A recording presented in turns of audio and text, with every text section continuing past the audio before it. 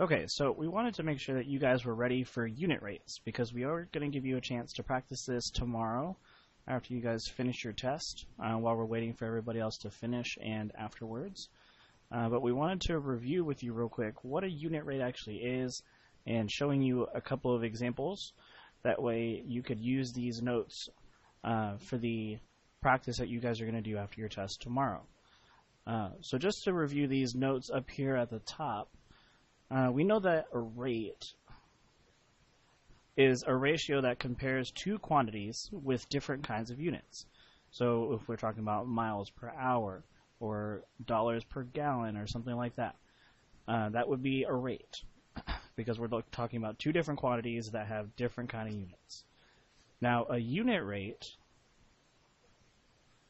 is a special type of rate because it's simplified so that the denominator of your rate is going to be 1 unit. So we would be looking at so many miles for 1 hour, or so many miles or so much money per 1 gallon. So our goal there is to try to simplify our ratio. That way we can have 1 as our denominator. That way we can have ourselves a unit rate. So let's look at this first example, and we'll go over the steps together. That way we can show you guys how to do this. So our first example says, Alita drove her car 78 miles and used 3 gallons of gas.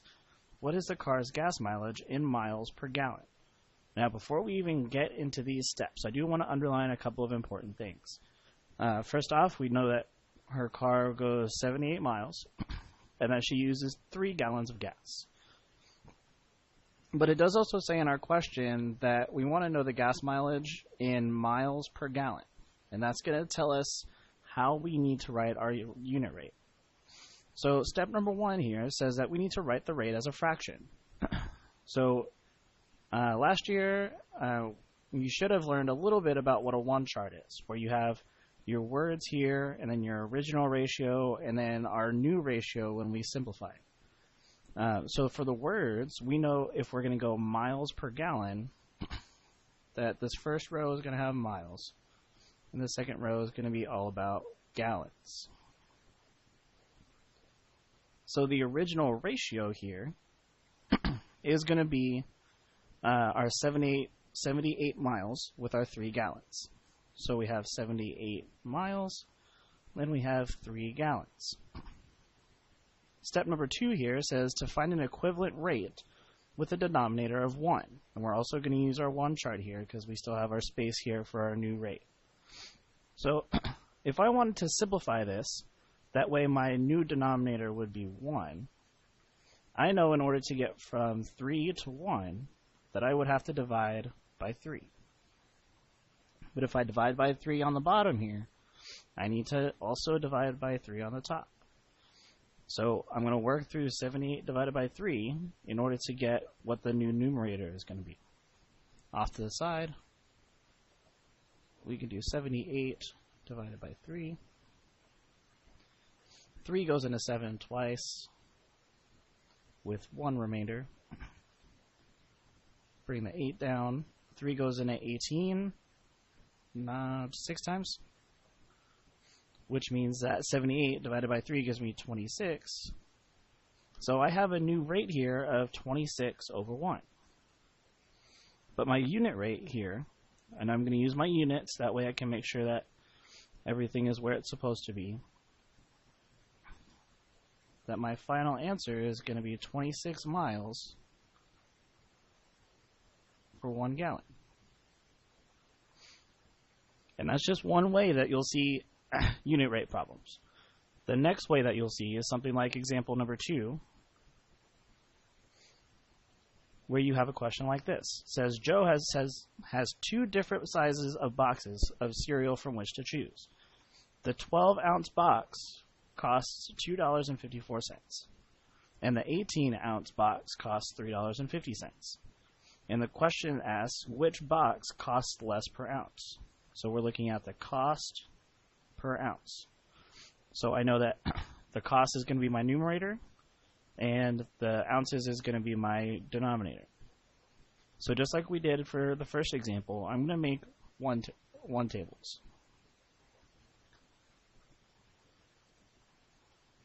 So I have space for words, for the original ratio, and for my new ratio. Now we already said before, based off of our question, that our rate is going to be in costs per ounce. So I'm going to put the cost up on the top, and I'm going to put the ounces on the bottom. Now this is just going to be for one box of cereal, because we're going to have to do this again for the 18-ounce box. So we'll do the 12-ounce box first, and then we'll do another one for the 18-ounce box, and then we'll compare to see which one costs less. So for the first box, we have 12 ounces in that cereal box that cost $2.54. So in order to get the unit rate, just like we did up on the top, we need to get to a denominator of 1, which means that we need to divide by 12. Whatever I do to the bottom, I have to do to the top.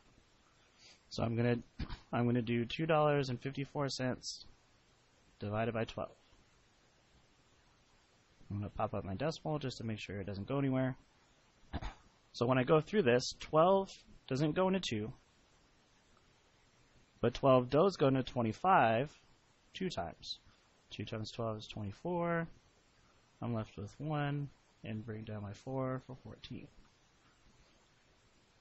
12 goes into 14 one time with a remainder of 2. And just to make sure I don't need to round, I'm going to drop one more 0. 12 goes into 20 one more time again, and I'm left with a remainder of 8. So I know approximately if I round here, since we're talking about cost, that means I shouldn't go farther than 2 decimal places, because that's talking about pennies. That if I round to this decimal place, the 1 here is going to leave this as a 21 cents instead of rounding up to 22. So I'm going to say that this is approximately 21 cents for 1 ounce. Okay, and then we'll do the same thing for the 18-ounce box.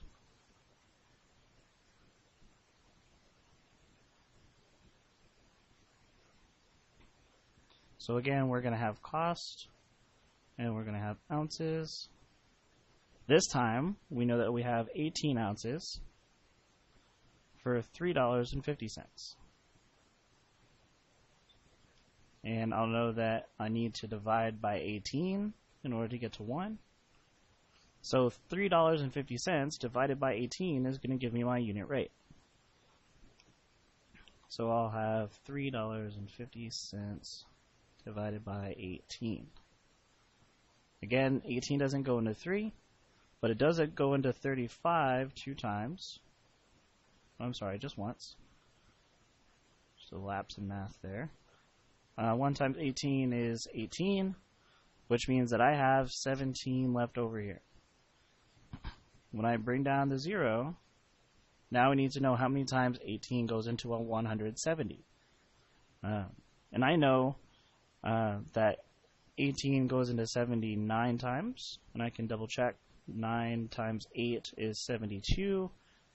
9 times 1 is 9, plus that 7 would be 16.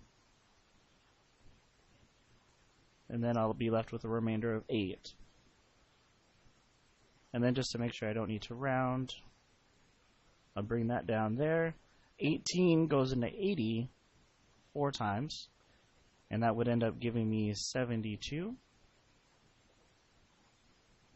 So I know that this is approximately 19 cents per ounce. So if I had to choose between the 12-ounce box, which is 21 cents for 1 ounce, or the 18-ounce box, which is 19 cents for 1 ounce, I'm definitely going to pick the 18-ounce box as the cheaper option there, since it costs less for 1 ounce. And then the last type of example that you'll see is something like example number 3 here, where it just asks what is the unit rate if you have $156 for 3 books. So it'll give you your 2 different units. It'll tell you how much of each unit you have.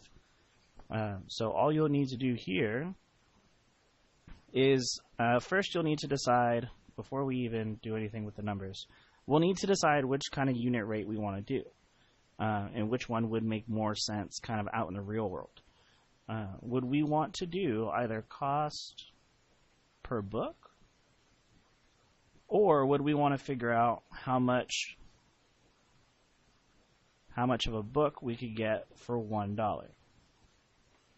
Now, for me, it makes a little bit more sense to figure out how much it costs per book instead of talking about fractions of books and stuff like that. So we're going to use this ratio here to figure out the cost per book.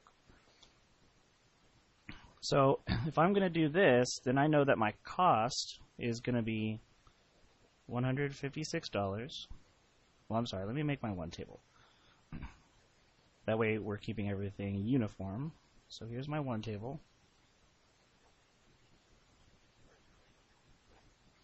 So we'll do the cost for the books. The original cost was $156 for 3 books. So I'll need to divide by 3 in order to get down to 1 book. So 156 divided by 3 is going to tell me how much it costs for 1 book. So off to the side, I'll do 156 divided by 3. 3 doesn't go into 1, but 3 goes into 15 5 times. And I'm left with a 0 remainder there. Bring down to 6. 3 goes into 6 2 times. So 156 divided by 3 gives me 52, which means that the unit rate will be $52 for 1 book.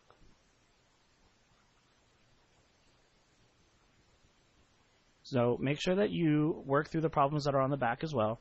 I know for Mr. Conti's class, we are going to check this front and back before we start passing back out your tests tomorrow.